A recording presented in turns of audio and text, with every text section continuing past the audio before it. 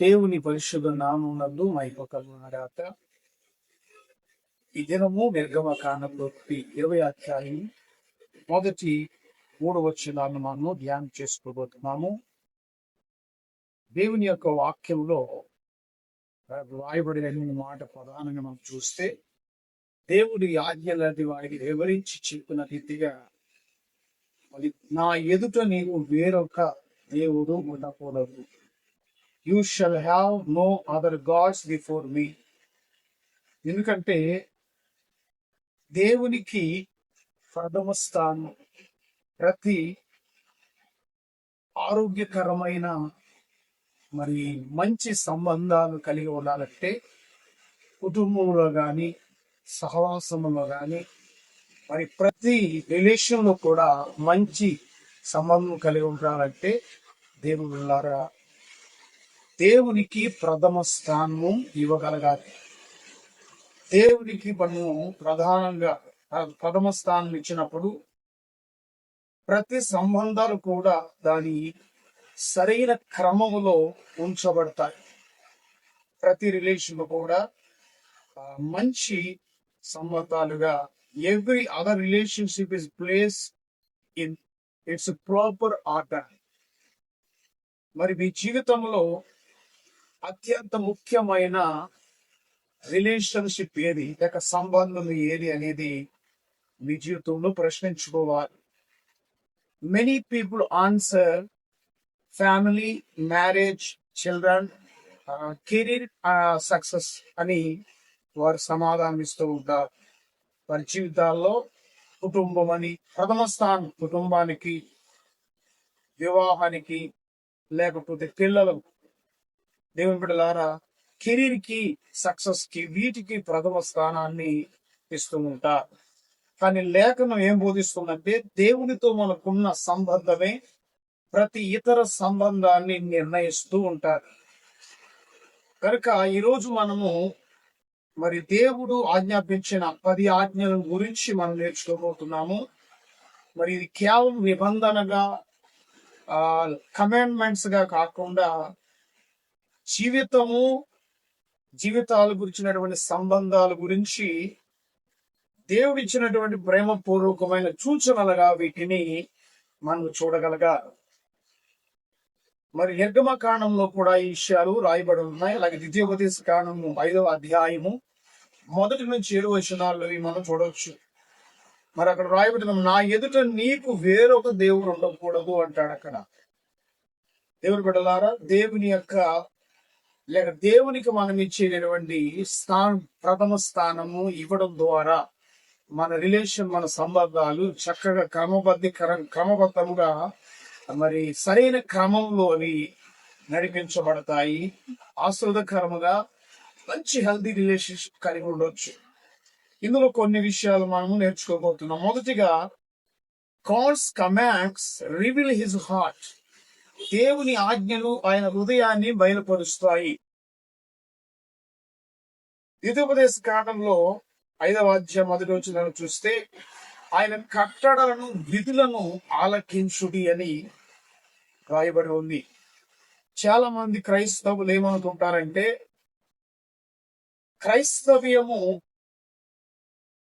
క్రైస్తవ్యములో ఏముంటాయంటే rules ఉన్నాయి అనుకుంటూ ఉంటారు. క్రైస్తవం అంటే చాలా నియమ నిబంధనలు, రూల్స్ తో ఉన్నటువంటివి అన్నట్లుగా చూస్తూ ఉంటారు. మరి దేవుడు మనల్ని కంట్రోల్లో పెట్టుకోవడానికి ఇచ్చాడు ఈ ఆజ్ఞలు అనుకుంటూ ఉంటాం. కానీ దేవుని ఆజ్ఞలంట ఆయన ప్రేమను వ్యక్తీకరించేటటువంటి, ఆయన ప్రేమను వ్యక్తపరచటానికి దేవుడు తన ఆజ్ఞలు మనకిచ్చి ఉన్నాడు. మరి ఉదాహరణకు, తల్లిదండ్రులు తమ పిల్లలను ప్రేమిస్తారు కాబట్టి నిబంధనలను లేకపోతే రూల్స్ అనేవి పిల్లలకు వాళ్ళ విషయంలో కేర్ కలిగి వారికి నిబంధనలు అనేది విధిస్తూ ఉంటారు. మరి చూడండి, పిల్లలు నిప్పులు తాకవద్దు అని చెప్తూ ఉంటాం. నిప్పులు ముట్టుకోవద్దని చెప్తాము, అది ప్రమాదం అని. రోడ్డు పైన వెళుతున్నప్పుడు రోడ్డు మధ్యలో పరిగెత్తొద్దని చెప్తుంటాం. మరి ఇవన్నీ ఎందుకు చెప్తామంటే వాళ్ళ మీద మనకు ప్రేమ ఉంది కాబట్టి, వాళ్ళని మనం ప్రేమిస్తున్నాం కాబట్టి, మరి ఎప్పుడు కూడా ఈ యొక్క నిబంధనలు మన రక్షణ కొరకే ఇవ్వబడ్డాయి అనే విషయాన్ని, రూల్స్ ఆర్ ప్రొటెక్షన్ అనే విషయాన్ని జ్ఞాపకం చేసుకోవాలి. అదే విధంగా దేవుని ఆజ్ఞను మనం నాశనం నుండి కాపాడం. దేవుడి బిడ్డల మనం కాడవకుండా మన జీవితాలను కాపాడడానికి దేవుడు ఇచ్చినటువంటి మరి ఆయన ప్రేమపూర్వకమైన ఆయన హృదయాన్ని బయలుపరుస్తాయి అనే విషయాన్ని జ్ఞాపకం చేస్తున్నా. మరి ప్రతి ఆజ్ఞ దేవుని యొక్క స్వభావాన్ని, ఈ 10 ఆజ్ఞలు మనం నేర్చుకుంటున్నాము, ప్రతిదీ నేర్చుకోబోతున్నాం కనుక ఇవి ఏమి తెలియజేస్తున్నాయంటే every command reflects God's character. ప్రతి ఆజ్ఞ కూడా దేవుడి యొక్క స్వభావాన్ని తెలియజేస్తూ ఉన్నాయి. ఎందుకంటే ఆ దేవుడి యొక్క క్యారెక్టర్ మనం చూసినట్లయితే పరిశుద్ధుడు, దేవుడి పరిశుద్ధుడు. మరి ఆయన పరిశుద్ధతను గురించి ఆజ్ఞాపిస్తాడు. ఆయన పరిశుద్ధుడు గనక ఆయన పరిశుద్ధతను గురించి మనకు ఆజ్ఞాపిస్తున్నాడు.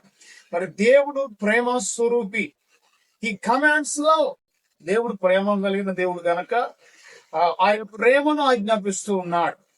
మరి దేవుడు ఫెయిత్ఫుల్, గాడ్ ఈజ్ ఫెయిత్ఫుల్ కాబట్టి హీ కమాండ్స్ ఫెయిత్ఫుల్నెస్. దేవుడు నమ్మకస్తుడు గనక ఆయన నమ్మకత్వాన్ని ఆజ్ఞాపిస్తున్నాడు.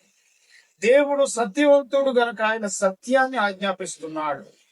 దేవుని నిబంధనలు దేవుని యొక్క హృదయాన్ని బయలుపరుస్తాయి. అలాగే రెండవదిగా మనము చూసినట్లయితే దేవుని ఆజ్ఞలంట యథార్థతను ప్రతిబంధిస్తాయి. God's command reflects reality. దేవుని ఆజ్ఞలు దేవుని యొక్క యథార్థతను ప్రతిబింబింపజేస్తాయి. అందుకనే ఏ ఆజ్ఞను దేవుడు చూడించే ముందు దేవుడు ఇలా అంటాడు కదా, ఐగుప్తు దేశములో నుండి నిన్ను వెలుపలకు రప్పించిన నీ దేవుడైన యెహోవాను నేనే. దేవుడు ప్రతి ఆజ్ఞకు ముందు మరి దేవుడు ఈ యొక్క మాటను వారి జ్ఞాపకం చేస్తున్నాడు. ఎందుకంటే గమనించండి, దేవుడు ఇశ్రాయేలుకు తన ధర్మశాస్త్రాన్ని ఇచ్చే ముందంట తన కృపను జ్ఞాపకం చేస్తున్నాడు. నిబంధన కంటే ముందు ఏమిచ్చాడు దేవుడు అంటే రిలేషన్షిప్ కమ్స్ బిఫోర్ రూల్స్. దేవుడు వారికి రూల్స్ ఇవ్వలేదు. దేవుడు ముందు వాళ్ళకి ఏమి ఇచ్చాడంటే నిబంధననిచ్చాడు. నిబంధన యొక్క సంబంధాన్ని ఇచ్చాడు. వాళ్ళకి ఒక రిలేషన్షిప్ ఇచ్చాడు. దేవుని బిడ్డలారా, అందుకని సాల్వేషన్ కమ్స్ బిఫోర్ ఒబీడియన్స్. విధేయత కంటే ముందు దేవుని బిడ్డలారా ఏమొస్తుంది తెలుసా? రక్షణ వస్తుంది అన్నమాట. రక్షణ వస్తుంది. దేవుడు మొదట వారిని రక్షించాడు, తరువాతే వారికి బోధించాడు. ఇశ్రాయేలులను వారి యొక్క బలహీనతను, వారి యొక్క శ్రమ నుండి వారిని విడిపించి, కనుక వారిని ఎప్పుడైతే బయటికి తీసుకొచ్చి విడిపించాడో ఆ తదుపరి వారికి వారి బిడ్డలారా బోధించడం ప్రారంభించాడు అనే విషయాన్ని గమనించాలి. దేవుడు ఎప్పుడు కూడా అనడం లేదు. ఏమనంటే నాకు లోబడు అప్పుడు నేను నిన్ను రక్షిస్తాను ఆయన అనలేదు. కానీ ఆయన ఏమన్నాడంటే he says I saved you, now walk with me. నేను నిన్ను రక్షించాను కాబట్టి నువ్వు నాతో కలిసి నడవాలి అంటున్నాడు ఆయన. దేవుడు కూడా చూసారా, క్రైస్తవ్యం అంటే మరి దేవుని ప్రేమను సంపాదించుకోవడం కాదు. Christianity is not earning God's love, it's living because we have already received his love. మనము ఆయన ప్రేమను పొంది ఉన్నాం కాబట్టి మనం ఆయనతో కలిసి జీవించాలి. మనం ఆయన ప్రేమను పొంది ఉన్నాం కాబట్టి ఆయనకు విధేయత చూపించాల్సిన వారిని ఉన్నాము. దేవుడు బిడ్డలారా, ఉదాహరణ చూడండి, ఒక బిడ్డ కుటుంబంలో భాగం కావడానికి విధేయత చూపించడు. మన పిల్లలు మన కుటుంబంలో ఒక భాగం అవ్వాలంటే మనకు లోబడి లేకపోతే మనకి భయపడి ఇవన్నీ చేస్తేనే మన కుటుంబంలో భాగం అవ్వడు. ఎందుకనంటే వారు ఆల్రెడీ మన కుటుంబానికి చెందిన వారు కాబట్టి విధేయత చూపిస్తారు. మన పిల్లలు కాబట్టి మన ఫ్యామిలీలో భాగం అయిపోయారు ఆల్రెడీ. కాబట్టి మన మాటకు విలువిస్తారు, మనకు ప్రేమిస్తారు, మనకు విధేయత చూపిస్తారు. కాబట్టి వారు మన ఫ్యామిలీలో భాగం అవ్వడానికి విధేయత చూపించరు. కానీ వారు భాగమై ఉన్నారు కాబట్టి, ఆల్రెడీ మన పిల్లలే కాబట్టి వారు మనకి విధేయత చూపిస్తారు. ఆ విషయాన్ని గమనించాలి. మూడవదిగా మనం చూసినట్లయితే దేవుని యొక్క ధర్మశాస్త్రం మనకు యేసు యొక్క అవసరతను మనకు చూపిస్తుంది. The law shows hour need for Jesus. ధర్మశాస్త్రం ఏం చెప్తుందంటే నీకు యేసు అవసరం ఉంది, నీకు యేసయ్య కావాలని అంటే ధర్మశాస్త్రం ఎప్పుడు కూడా మనకు చూపిస్తాలి. గలతీ పత్రికలు మనం చూసినట్లయితే 3వ అధ్యాయం 24వ వచనంలో ధర్మశాస్త్రం మనం క్రీస్తునకు నడిపించుటకు మనకు బాల శిక్షకుడు ఆయను అంటారు. అంటే మరి ధర్మశాస్త్రము ఏం గుర్తు చేస్తుందంటే క్రీస్తు నీకు కావాలి, క్రీస్తు నీకు అవసరమని, మరి క్రీస్తు యొద్దకు నిన్ను నడిపించడం వరకే ధర్మశాస్త్రం యొక్క మరి పని అన్నమాట. అందుకనే ధర్మశాస్త్రము బాల శిక్షకుడు అంటున్నాడు. యేసు క్రీస్తు ప్రత్యక్షమయ్యాడు కనుక మరి నేను యేసు నీకు కావాలని, యేసు యొక్క అవసరత మనకు ఉందని ధర్మశాస్త్రము మనకు తెలియపరుస్తూ ఉంటారు. మరి 10 ఆజ్ఞలు అనే ఉదాహరణకు చూస్తే అవి ఒక అర్థం లాంటివిగా మనం చూడవచ్చు. 10 ఆజ్ఞలు అర్థం లాంటిది. The 10 commandments are like a mirror. A mirror shows dirty, it cannot wash your face. అద్దము మురికిని చూపిస్తుంది కానీ అది మన ముఖాన్ని కడగలేదు. అలాగే ధర్మశాస్త్రం పాపాన్ని చూపిస్తుంది కానీ అది మనల్ని కడగదు. యేసు పాపాన్ని తొలగిస్తాడు. దేవునికి మహిమ కలుగును గాక. యాకోబు పత్రికలో మనం చూస్తే 2వ అధ్యాయం 10వ వచనంలో ఒక ఆజ్ఞను కూడా మనం మీరినట్లయితే ధర్మశాస్త్రం అంతటి విషయంలో మనం అపరాధం అయిపోతాం. 10 ఆజ్ఞలు ఒక్క ఆజ్ఞను నెరవేర్చలేకపోయినా మరి ధర్మశాస్త్రం అంతటి విషయంలో మనం అపరాధం అవుతామంట. ఎందుకంటే ధర్మశాస్త్రాన్ని బట్టి ఎవరు పరిపూర్ణంగా లోబడలేదు. అందుకని చూడండి, ఎవరు ఎప్పుడు అబద్ధం చెప్పలేదా, ఎప్పుడు ఆశించలేదా, ఎప్పుడు తల్లిదండ్రులు నిరీక్షణ చేయలేదా, దేవుని కంటే ముందే దేనికైనా మనం అంటే ప్రథమ స్థానాన్ని దేవుని కంటే ఇతర విషయాలకు ఇవ్వలేదా? మరి దీన్ని బట్టి చూస్తే, ధర్మశాస్త్రాన్ని బట్టి చూస్తే మనం తగ్గిపోయిన వారు ఇంకా. కాబట్టి దేవుని బిడ్డలారా, మనం అందరము తగ్గిపోయాం. అయితే రోమాపత్రికలు అంటాడు 3వ అధ్యాయం అందరూ పాపం చేసి దేవుని అల్పేచ్చు మహిమను పొందలేకపోయా. అయితే మన గుడ్ న్యూస్ ఏంటంటే ధర్మశాస్త్రాన్ని పరిపూర్ణంగా యేసయ్య ఒక్కడే నెరవేర్చేశాడు. దేవునికి స్తోత్రం. యేసు ప్రభు వారు ధర్మశాస్త్రం అంతా కూడా నీ పక్షంగా నెరవేర్చాడు. మనం అనుభవించాల్సిన శిక్షను ఆయన పొందాడు. శిలువ పైన మనకు రావాల్సిన శిక్షను ఆయన పొంది, దేని బిడ్డలారా, శిక్షకు మనం అనుభవించాల్సిన శిక్షను ఆయన శిలువ పైన చెల్లించాడు. కనుక we are not saved by keeping commandments. ఆజ్ఞలు పాటించడం ద్వారా మనం రక్షించబడలేదు, లేక రక్షించబడము. యేసు క్రీస్తుని కొరకు చేసిన కార్యమును బట్టి మనం రక్షించబడి ఉన్నాం. మనం క్రీస్తును విశ్వసించడం ద్వారా రక్షించబడి ఉన్నాము. కృప చేత మనం రక్షించబడి ఉన్నాం. అందుకనే విధేయత అనేదంట రక్షణకు ఫలితం అవుతుందే గాని అది రక్షణకు కారణము కాదు. నువ్వు దేవునికి విధేయత చూపడం దేని కొరకు? రక్షణ కొరకు చూపట్లేదు. నువ్వు రక్షించబడ్డావనడానికి ఒక ఫలితం అన్నమాట. నువ్వు దేవుని ప్రేమించినా, దేవునికి లోబడుతున్నా, విధేయత చూపిస్తున్నా, నువ్వు ఏది చేస్తున్నది రక్షణకు ఏమై ఉండాలంటే విధేయత అనేది, లేక రక్షణకు ఒక ఫలితం అవుతుంది కానీ అదే రక్షణకు కారణం కాదు. దేవునికి స్తోత్రం కలుగును గాక. మరి 4వదిగా మనం చూసినట్లయితే దేవుడు గాడ్ మస్ట్ బి ఫస్ట్, అంటే దేవుడే మొదటి స్థానంలో ఉండాలి మన జీవితంలో. మరి ఈ నిర్గమకాండం 20వ అధ్యాయం అదే చెప్తున్నాడు, you shall have no other gods before me. నా ఎదుట నీకు వేరొక దేవుడు ఉండకూడదు అంటున్నాడు. This command is not just about idols. ఈ యొక్క ఆజ్ఞలు కేవలం విగ్రహాల గురించి మాత్రమే కాదు, కానీ దేవుని స్థానాన్ని ఆక్రమించే ఏదైనా విగ్రహంగా మారుతుంది. దేవుని స్థానాన్ని ఆక్రమించేది ఏదైనా సరే అదొక విగ్రహంగా మారిపోతుంది అన్నమాట. ఉదాహరణకు మనీ చూడండి, మనీ దేవుని స్థానాన్ని ఆక్రమించింది అనుకోండి, మనీ కూడా విగ్రహం అయిపోతుంది.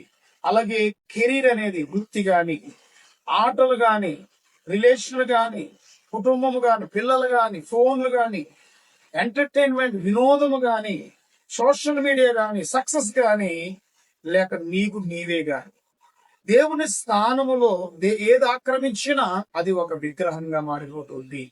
అందుకనే దేవుడు ఈ విషయాన్ని ఖండితంగా చెప్తున్నాడు.